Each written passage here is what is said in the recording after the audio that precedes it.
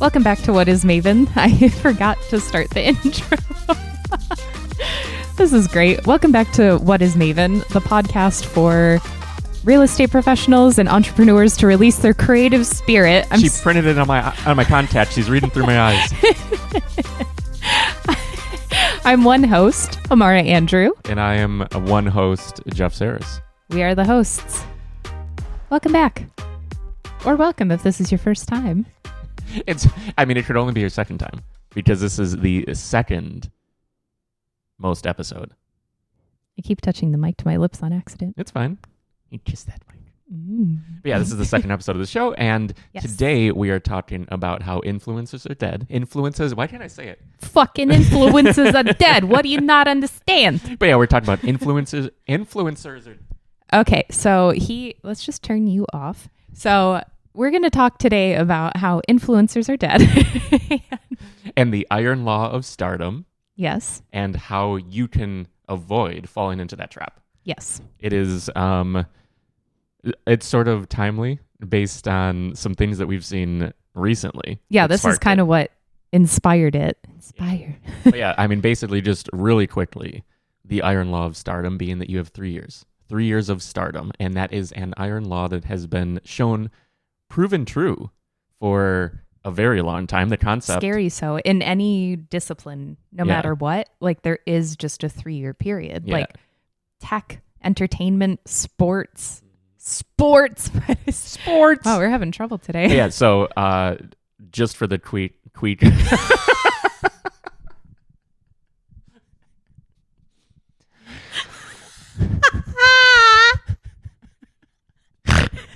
Just for a quick overview of what it is the 3 years, but we're going to dive deep and explain really what it is, what it means to you, and how you can avoid it. But quickly, will you explain where this came from and how it applies to a very specific person? I don't know why I'm saying it that way. I was trying to... You're not being quick. So on Instagram, so now you understand. It's okay. It's a little early. It's like noon. Tweetly. So on Instagram the other day, I was scrolling through, well, I never scroll on social media ever just because I don't enjoy it personally. It's a time suck, except for TikTok. I do enjoy TikTok. But besides that, I was on Instagram because I was posting something. And I saw a post. I forgot I followed Lady Gaga on there just because their algorithm sucks ass. The Instagram. Should we just delete this episode? No, this is good, but there's a doggy. I've talked to... So on Instagram, I saw a post. It was from Lady Gaga. And mind you, I hadn't scrolled for a long time, so I had no idea. It was a post, a sponsored ad from Lady Gaga for a drug called Nurtec. Not a sponsor. It was the weirdest thing. And I was like, is this a joke? And I went to the comments immediately because that's what you do. And everyone's like, what is happening? What is this? They thought it was all the super fans thought it was an ad for the Chromatica Ball tour or something like that. Because there's like a DVD supposed to be announced. And everyone was like, what the fuck are you doing? Was basically the feeling. So then I went through her most recent post to be like, okay, is this something new? Is this something that she's been doing? And I saw that before that, most of her posts were just advertisements for her cosmetic line, House of Gaga or House Labs. I don't know. I'm not familiar with it. So I was just like, this is really weird. Like, this doesn't feel like Gaga. So then I brought it up to him.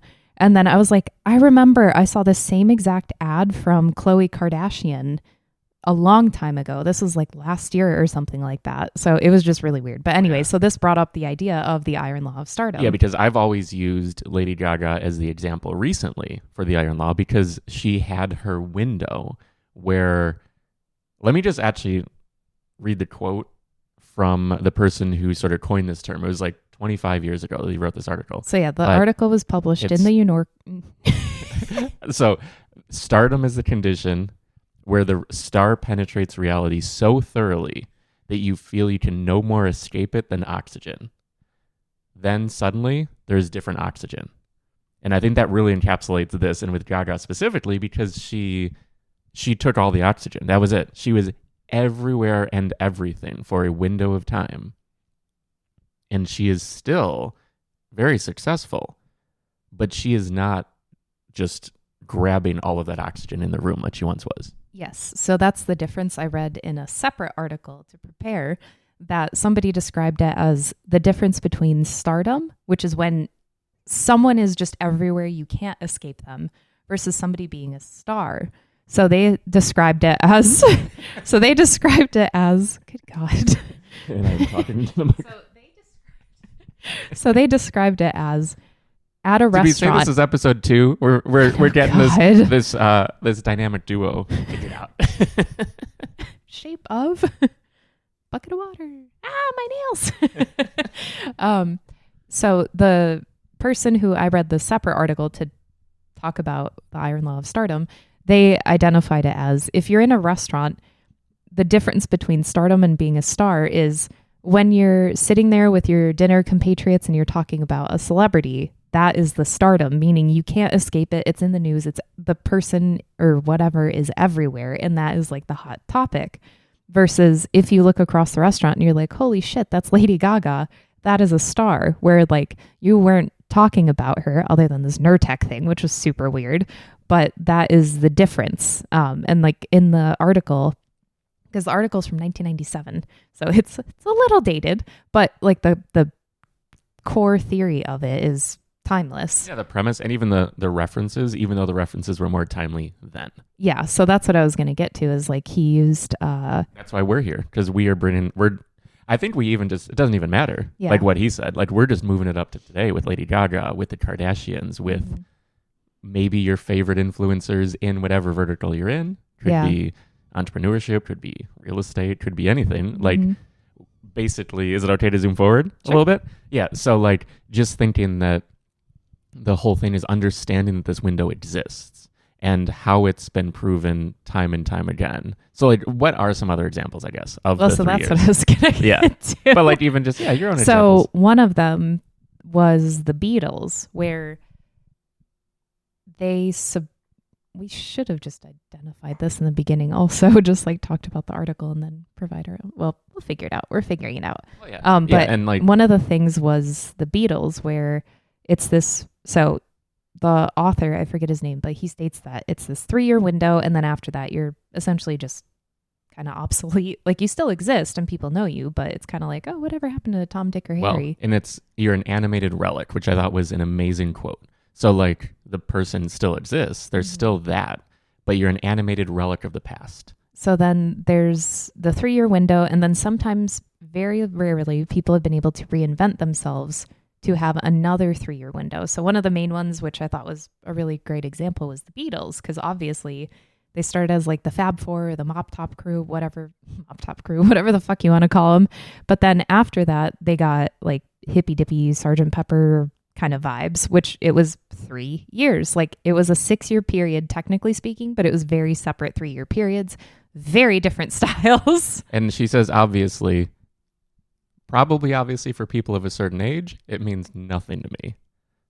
Are you saying I'm 100? I'm younger than you. No, but I only mean like that reference to me is like, I know the Beatles just as the Beatles. So like it doesn't play for me as well, say in the 2 windows. It depends on how into music you are though, because you don't care about anything old. Yeah.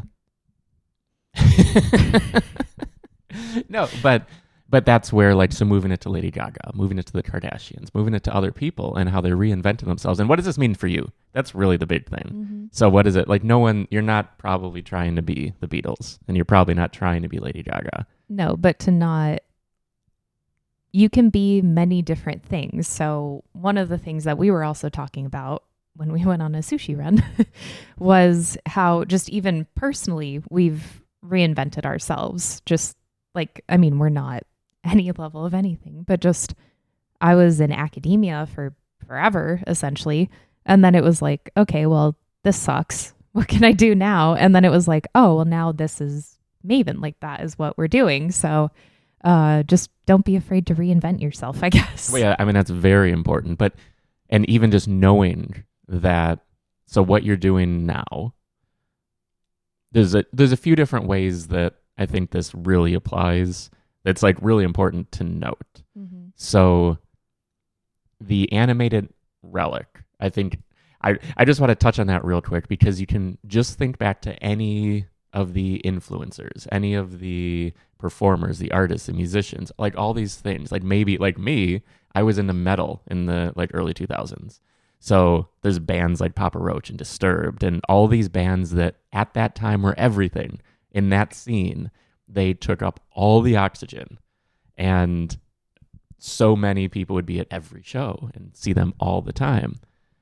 Now it's fun to look back on those songs, maybe to go to a show now and then, but they're an animated relic of the past. They are still in existence, but they're not gobbling up the air. They're not gobbling up new real estate, but new real estate in the music industry, because they're performing what they did before to the people who loved them before, which is something to keep in mind. It doesn't matter as much that they're now this animated relic.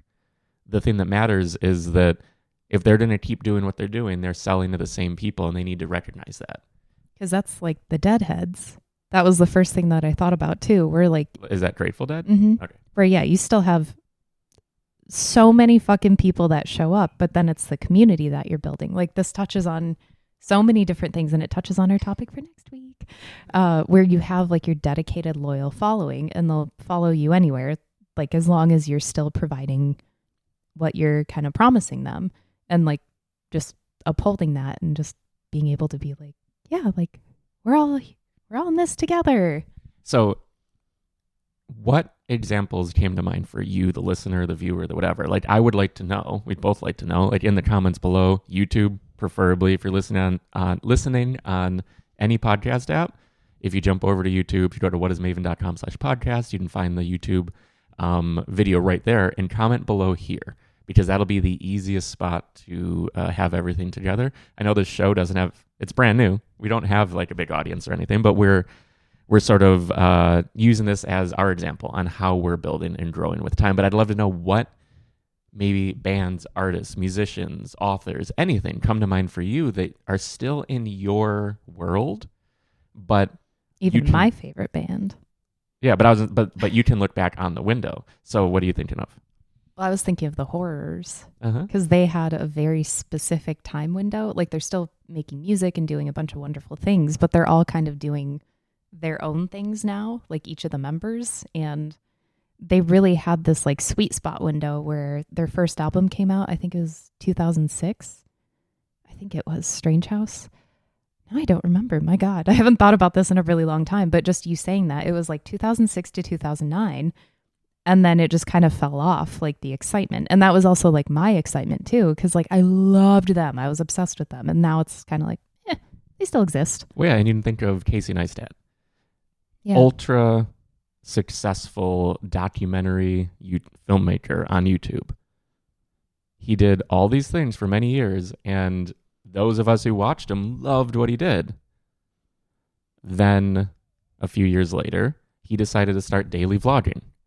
He reinvented what it meant to be a daily vlogger, meaning he was shooting cinematic type vlogs. Like he was shooting them with a 3-act arc instead of just sitting in front of a computer and talking at it for an hour, whatever people would do. And he ended up becoming reaching an entirely different level.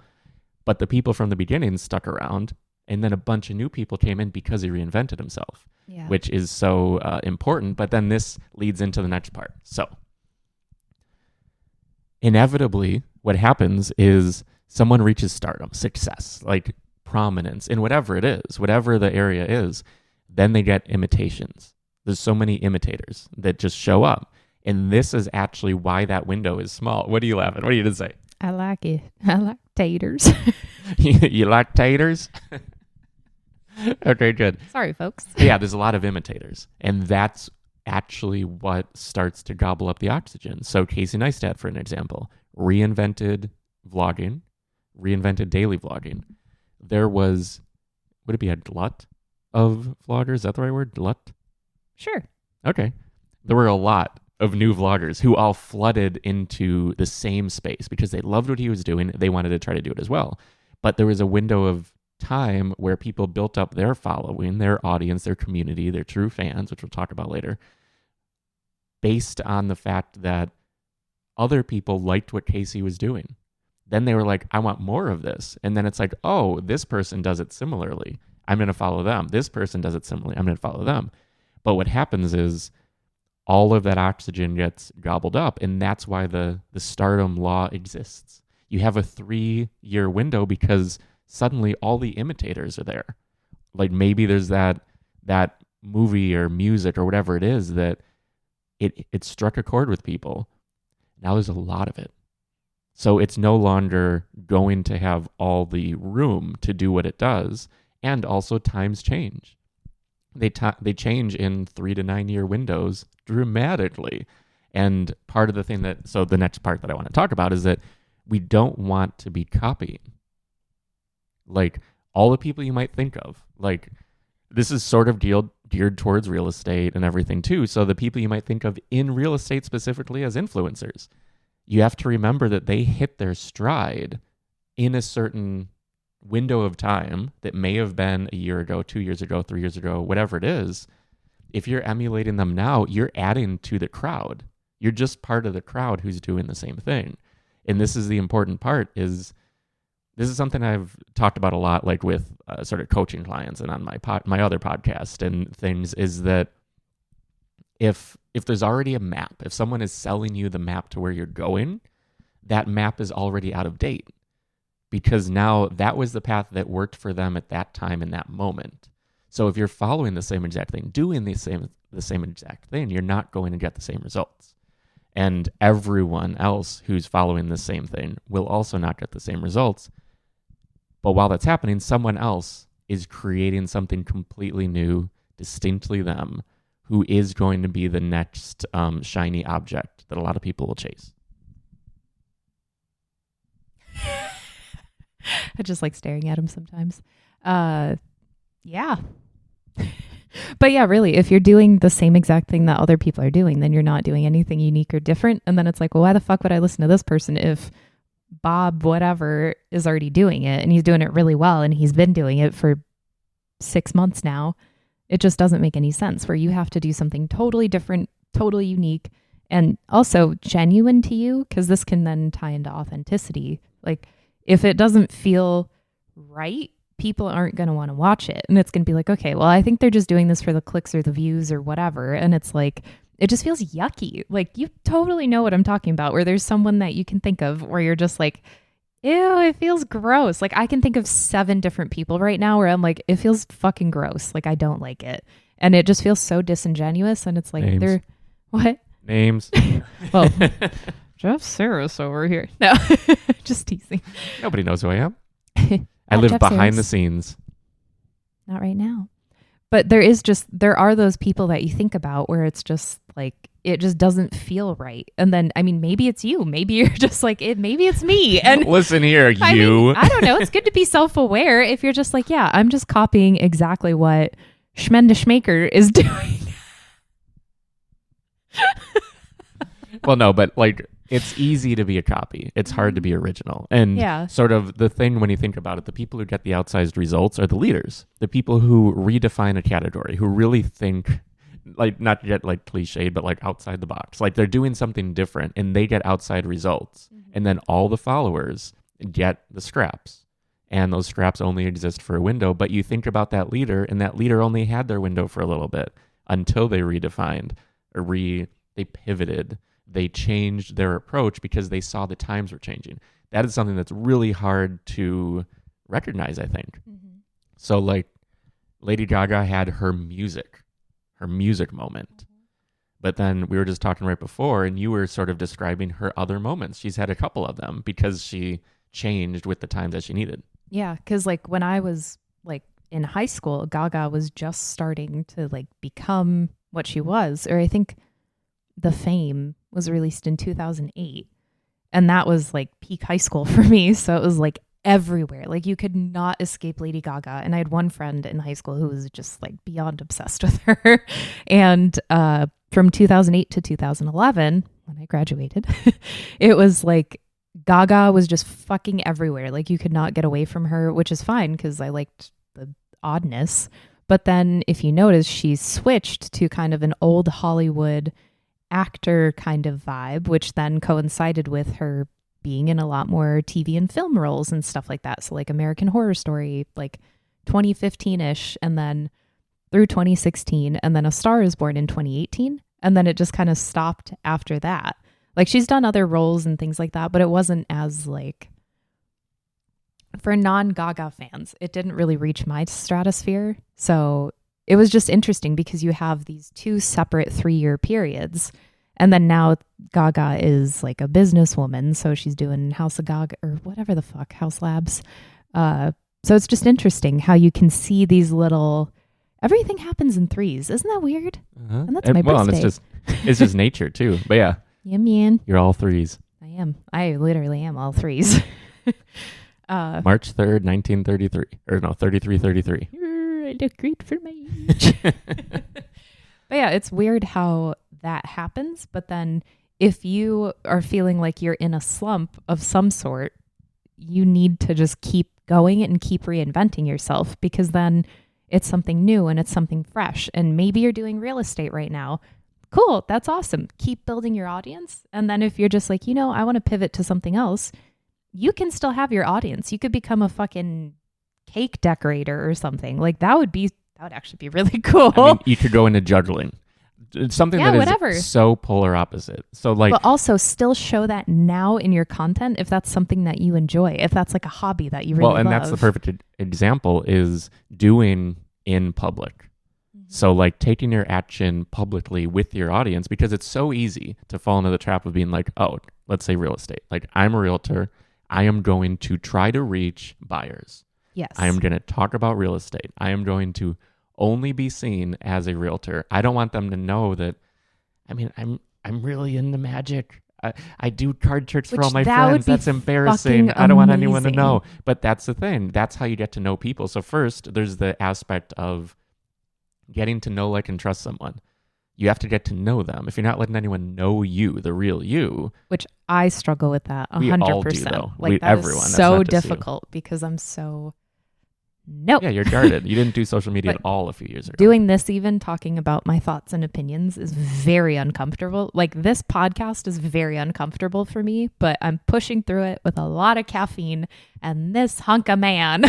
But yeah, it's important to do. So doing in public, and this is also us stretching our legs and working on doing these kinds of things together and like speaking and whatnot. So this is a practice for us, and you're seeing it in real time.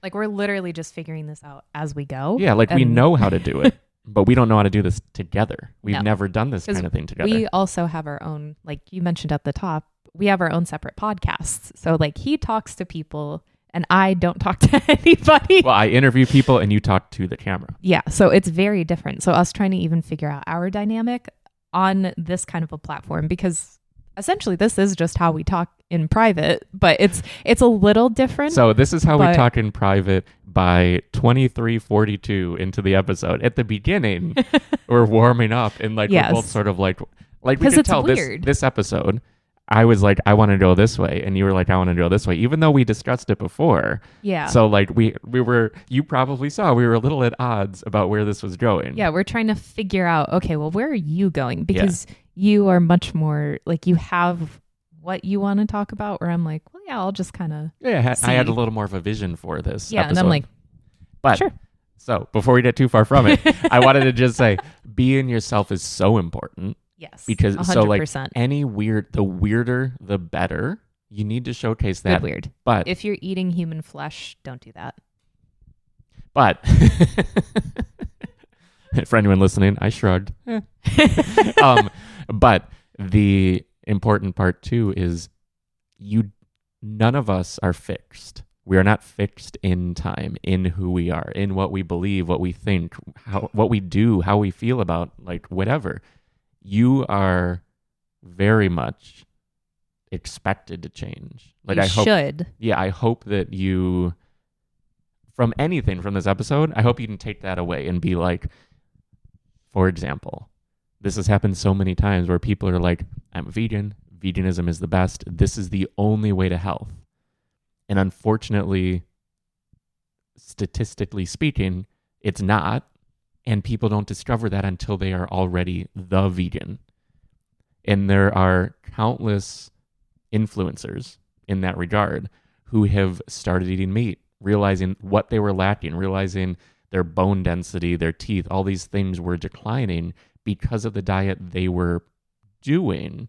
But they could not tell anyone, you know what, I discovered this, because they were afraid that people would be like, no, you can't do that. You've been telling us something else all this time. But being wrong is what life is. That's the only way we grow. Well, that's great. That's phenomenal, because that like, if somebody ever to me is like, I was wrong about X, Y, and Z, that's amazing. Like, good, because you grew. I mean, there are some negatives to that also. Well, no, but that's important though. It's important because we're all real. Like, we're all fallible people. And we should be. But we all think that we're not. And that is such a problem, because it's like, well, you said X, Y, and Z. And it's like, yeah, I read a book and it totally changed my entire life philosophy. Like, I'm not allowed to do that. Like, I think people just get too stuck in, well, no, you were this way forever, so that's what you're supposed to be. Well, yeah, and identity. Mm-hmm. This is my identity. My identity is a realtor. Is it? Like, is that who you are? Or is that who you're trying to pretend that you are? Like, not meaning that you're not a realtor or successful or anything, but is that the extent of your identity? If it is, that's okay. But more than likely, it's not. I hope you have way more going on. But I could totally see it, Because, to me, I'm an entrepreneur. That is very binary and finite. It just so happens that it's an entrepreneur in health and wellness, in design and development, in this kind of videography stuff, helping you it's all over the place, but it could be binary. So you could be identified, your identity could be realtor. And you also like board games. Well, yeah. Well, see, and that's the thing, showcasing that. So you said, there was something you said, and I just wanted to touch on it, on the learning new things. As you're growing, the juggling, that's what I wanted to come back to. So you might not be into juggling or illusions or magic right now, but what if in a week you're just or after listening to this, you're like, that actually does sound kind of kooky and fun. Comment below, let us know how your journey is going, or tag us in a video or something, because I want to see that. Well, and this is the important part. That journey of starting is everything. You being an expert juggler is fine, and you share that now if that's who you are. But because you're learning something new, people will relate with that. People will connect to you deeper, either because you're an established juggler and who knew, or that it's oh, I tried that. That was fun. It's hard, right? You can't get past 3. Somehow 4 is impossible, but 3 is sort of doable. And that's how you make your community. And that was what we talked about last week, where I was learning how to sell stickers on Etsy, and I was just literally making videos as I was going. It was okay, I think this works. Let's just share it with people, because then they can benefit from it or something. And yeah, people have been oh, this is cool. Now I can start my shop. You can help people, which is such a cool feeling. Yeah, people have started their little side hustle because of your videos on that. And if you're actually watching and listening to this, you would not think of her as an Etsy person. You wouldn't think of her as an art historian. You wouldn't think of her as, what's something else that you've done? Just a million different things that you've done. An archivist. What are you laughing? I had a dirty joke. I'm not even going to say it. But yeah, just all these different things you wouldn't think of. She's holding back. She's not revealing the true her. No, I'm not. She's not. Maybe one day. Following the rules. Subscribe and you'll find out. Zing. Zing. You've been zunged. You have been zunged. Okay, but yeah, so change and continuing to be public, be real, be who you are is so important. Be who you want to be. Barbie girl. That was an advertisement. But yes, keep being you, keep reinventing yourself. Don't be scared to grow. Yeah, and pivot. Pivoting is something that's so important. So real estate today, professional magician tomorrow. It doesn't matter. And this is the one thing. People are I think I mentioned this last week. I know I mentioned it last week. But working with people, helping them build their side hustle and their businesses. There are many people, more than one handful, that I've worked with many, many, many times over the years who their interests have changed, but they've never started the thing to share those interests. And it doesn't matter where you're at. Like a year and a half ago, there was a new group of people who thought of me as an NFT person. I still think NFTs. Oh, yeah, that's something I did too. Yeah. Like I still think it's very interesting, but there's people who are there who might be listening right now. And hey, just teasing. Hi. No, but they're people that we like love and adore. Oh, They're absolutely. awesome. I was just fucking around. Yeah.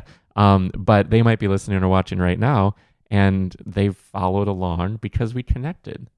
And it's not a top-down thing. It's we connected with the people, and they're coming along on the journey, even if they're not into real estate, even if they're not starting a business, but they're here because they continue to support us. And this is what will happen with you. So you start that thing, and you're like, I'm really into e-commerce. I want to talk about e-commerce websites. Like right now, that sounds weird. Not that long ago, Shopify didn't exist. Like WooCommerce was a plugin for WordPress. Like there's things that were new that you could make your name as that person. And then you're like, to go back, now I'm into juggling. There's going to be a group of people who are like, I'm only here for e-commerce. Then there's a group of people who are just like, oh, no shit, that's kind of fun. Like, what's he up to now? What's she up to now? Like, and there you will have your group of true fans that continue, which is sort of like leading into next week is the topic for next week. We're going to talk about building that 1,000 true fans and how that's so important and how that satisfies what we're talking about, because we're talking about the Iron Law of Stardom, but we don't need to reach stardom in the examples that we were talking about. So we're talking about Gaga. That's a level that a tiny handful of people will ever reach just in our collective lifetimes. You don't have to get there to be extremely successful. If you can find 1,000 true fans, you will be set. And we're going to talk about that in depth next week. But was there anything else you wanted to talk about with the Iron Law of Stardom before we get into recommendation station? Just go do stuff. Stop being like, I can't. I don't know. I'm sick of hearing that from people. Just like, oh, I don't. And even like people that you've talked to where it's just like, oh yeah, I will one day. That drives me fucking nuts. Oh, that's like my biggest pet peeve. It's like, why not? Just literally, you have a fucking phone. Like it has a camera, presumably. And if not, then go find one. Like borrow your neighbor's. I don't know. You're dying. We're all dying. Not me. So what are we? Vampire. Vampire? I am the vampire. At the baseball game, you're a vampire? No, but you're dying. I'm dying. She's dying. We're all dying. What are we waiting for? Like, why are we so concerned about what people think? What we're going to... Are you going to bonk me on the head? Is she going to kill me right now live on this show that's not live that you're watching later that we'll just like edit it out of? Evidence. Uh-oh. But you're dying. You're going to die one day and nothing will matter. So do what you want to do. And if you want to build a business, if you want to build a platform, if you want to build something of substance, like just do it. And she's smirking at me, so I need to... What? No, you keep going. But just do it. Nike. But yeah. Not a sponsor. So yeah, you really need to just get started. So before we get too much further, we do have a voicemail number that we would love to have you call into if you want to be on a future episode. 86753. No, don't call that one. Whoever had those numbers before hated it. Now those don't exist probably. We should call them and find out. 530-628-3611. That's 530-MAVEN11. And we want you to call in and feature your voice on a future episode with time. Do it. Hopefully we'll have some, we'll start to build our community around this show, around what we do. And then we'll start to have people calling in, which is going to be really fun. But yeah, and if you have any questions, comments, concerns, please leave it on the Maven hotline. But recommendation station, what do you have today? I forgot that this is part of the show, so you go first. I feel like they're always collective recommendations. And as soon as I say one bodybuilder's name, you're going to remember. Who? I can't pronounce his name as well as you can. Arnold. So we were watching the Arnold 3-part series on Netflix, which is very good. That It was surprisingly good. That is a recommendation in and of itself. And the beauty of his story is that he's skipped the line. And we'll probably have an episode on skipping the line in the future. But he's someone who didn't start where everyone starts. He reverse engineered how to get to the top in 3 completely different areas. Again, we're talking about pivoting and changing and growing with time. He was the top of the food chain in bodybuilders. He was one of 2, him and Stallone, at the top of the food chain in action heroes as an actor. And then he got into politics and became the governor of California. The story and understanding how rich his strategy and how arguably brilliant he is in how he approaches these things was very fascinating. But our recommendation beyond that is a movie. Yeah. Well, I don't know if this is my recommendation. Oh, but okay. Well, if you want a separate it can one, be because I don't really have anything else. But yeah, it's Twins. We had never, or you had seen it because it was around. I probably your time. saw it when it first came out In almost 88, I think. 35 years ago. How old are you again? But he saw Twins, or we watched Twins together. Yeah, and after it's the Arnold Arnold Schwarzenegger and Danny DeVito, and the whole premise is that they're twins separated up. It was one of the funniest movies. So fucking we've dumb, seen in but so I long. loved it. It was so weird, so stupid, but also very funny. I was actually shocked because I don't think of 80s movies as being great. But it was so funny. Like we were it was just so good. The premise, like a great premise and great execution, I feel like is rare. It was and very they nailed fun. it. Yes. So if you have not seen Twins, I'd say watch the Arnold doc a little bit. Get the feel for you him. don't even have to. You could just watch Twins. No, I know. But I think you almost appreciate it even more now that I'm saying it. Maybe. Well, and when he said he is exactly the character Julius. Yeah. So, yeah, what the hell? Do it. But yeah, if you're interested in the documentary side of things, What was that?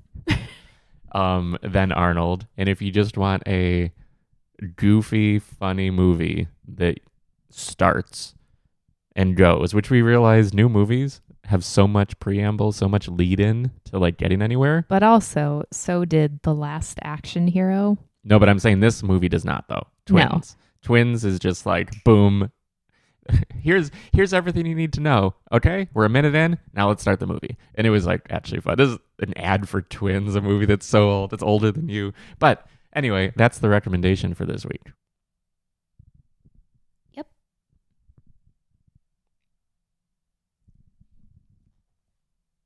Well, that means we need to close. We need to wrap. And there's a serious question ahead. Why did the car get a flat tire?